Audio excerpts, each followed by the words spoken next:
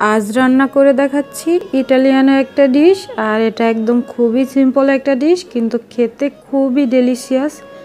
আশা করছি বরাবরের মতো আমার আজকের রেসিপি আপনাদের কাছে ভালো লাগবে। তো পুরো রেসিপি জুড়ে আমার সাথেই থাকুন, দেখতে থাকুন আমি কিভাবে তৈরি করি ইটালিয়ানো এই সিম্পল ডিশটা। আর এটা খেতে কতটা ইয়াম্মি সেটা আপনারা বাসায় একবার তৈরি করে খেলেই বুঝতে পারবেন।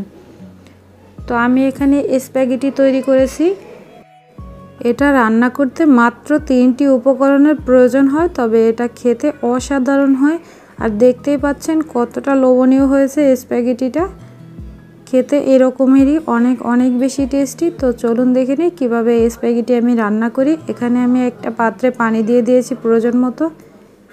পানিটা দিয়ে তারপরে এর মধ্যে আমি 3-4 চামচ পরিমাণে লবণ দিয়েছি। অর্থাৎ পানি আপনারা এমনভাবে দিবেন যেন স্প্যাগেটিটার থেকে 4 ডবল পানি হয়। আর লবণটা এমনভাবে দেবেন যেন লবণে পানিটা লবণাক্ত হয়।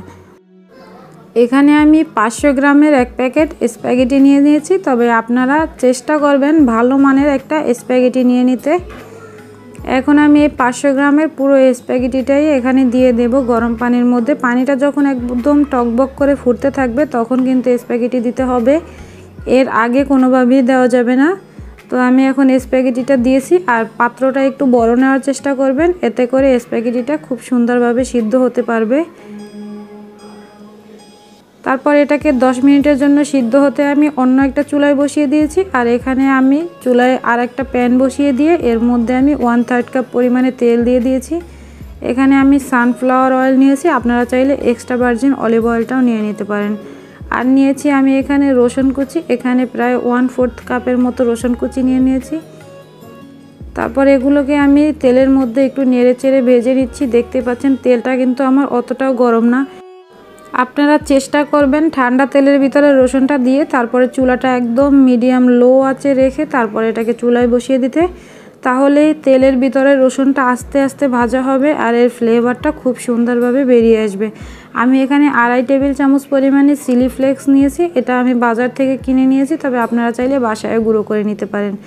আর আপনারা আপনাদের স্বাদ অনুযায়ী ঝালটা অ্যাড করবেন। আমি 2.5 টেবিল চামচ পরিমাণে নিয়েছি বলে আপনাদেরও যে এটাই নিতে হবে এমন কোনো কথা নেই। আপনারা আপনাদের টেস্ট অনুযায়ী বাড়িয়ে এবং কমিয়ে নিতে পারেন। এখানে আমি ধনিয়া পাতা কুচি দিয়ে দিয়েছি 2 মুঠি পরিমাণে, আমার হাতের 2 মুঠো পরিমাণে আমি দিয়েছি। আপনারা চাইলে এখানে পার্সলে ইউজ করতে পারেন, তবে পার্সলে যেহেতু অ্যাভেলেবেল না তাই আমি এখানে ধনিয়া পাতাটাই ইউজ করছি। এরপর আমি এটাকে একটু নেড়ে চেড়ে ভেজে নিচ্ছি। ধনিয়া পাতাটা যতক্ষণ না পর্যন্ত একটু কমে একদম তেলের সাথে মিলিয়ে আসে ততক্ষণ পর্যন্ত আমি এটাকে ভেজে নিয়েছি।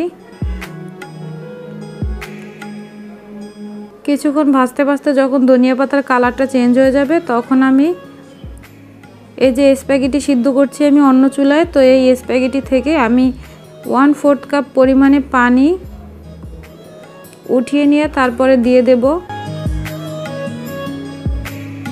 প্যানে যে আমি একটা সস তৈরি করে নিচ্ছি সেটার ভিতরে আমি পানিটা দিয়ে দিচ্ছি। আর পানিটা দিয়ে এটাকে আবার একটু নেড়ে চেড়ে মিশিয়ে নিয়েছি। দেখতেই পাচ্ছেন আমার সসটা কিন্তু রেডি হয়ে গেছে। 1 মিনিটের মতো একটু নেড়ে চেড়ে সসটাকে আমি মিলিয়ে দিয়ে তারপরে এর মধ্যে দিয়ে দিয়েছি স্প্যাগেটি। সিদ্ধ করে নেওয়া স্প্যাগেটিটা আমি দিয়ে তারপর এটাকে একটু আবারও নেড়ে চেড়ে মিশিয়ে নিচ্ছি।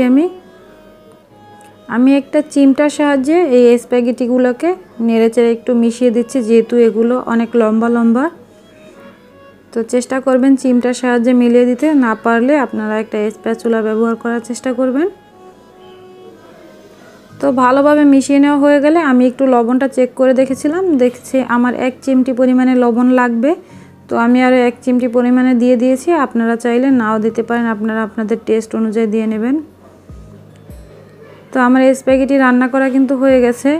দেখতেই পাচ্ছেন এটা দেখতে কতটা লোভনীয় হয়েছে। মাত্র 3টি উপকরণ দিয়ে এই স্প্যাগেটি রান্না করেছি। ভাবা যায় যে এতটা সিম্পলভাবে স্প্যাগেটি রান্না করা যায়। আপনারা একবার হলেও আমার এই রেসিপিটা বাসায় ট্রাই করবেন, এটা আমার অনুরোধ রইল। আর রেসিপিটা যদি ভালো লাগে তাহলে অবশ্যই আমার ভিডিওতে একটা লাইক করতে ভুলবেন না, কমেন্ট করবেন এবং সাবস্ক্রাইব করে আমার পাশেই থাকবেন। এ পর্যন্ত আমার চ্যানেলে অনেকগুলো রেসিপি আপলোড করা হয়েছে, আপনারা চাইলে সেই রেসিপিগুলো দেখে নিতে পারেন।